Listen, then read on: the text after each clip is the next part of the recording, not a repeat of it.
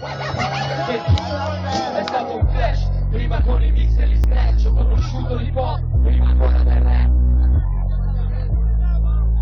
Cani soldi! Vale sempre di più, si fa presto, scrivi un pezzo, poi due, poi sei, cambio una parola, preferisco in italiano, rende ciò che sei. E dietro al banco coi fumetti, facevo scherzi, scrivevo pezzi, polemiche che poi vanno persi, quei public enemy e la roba per core, saltavo scuola per andare in magazzino, giusto vita war, vinili, quei primi stili, onda rossa, isola fossa e divo, che risentivo sempre i brividi, le prime jam in pergola assieme a Ciri, d'inverno fare taipa con whisky ci teneva vivi, con l'Oviesa che per me era un mito, mio GR, DJ Enzo, show del Zippo, non ho finito, erano gli anni, vedevo in cassetta, prima ancora che gli articoli avessero un'etichetta. 93, cominciamo a far parlare di me, stavo a Bologna e c'era il raggio d'ogni gemme, con Worski parlava dei lordi, che erano quelli che se volevi L, passavi a Petrinelli, peccavo graffe e caos, ore di studio ad allenarmi sopra i piatti a fare film, non c'era il mouse, se 95 da quel mix band, fattavamo i primi take, DJ Tina, DJ Double S, the next one, Nicky Mauri, vi siete persi live più potenti e gli stati più bastardi, ma quando penso a Zeta,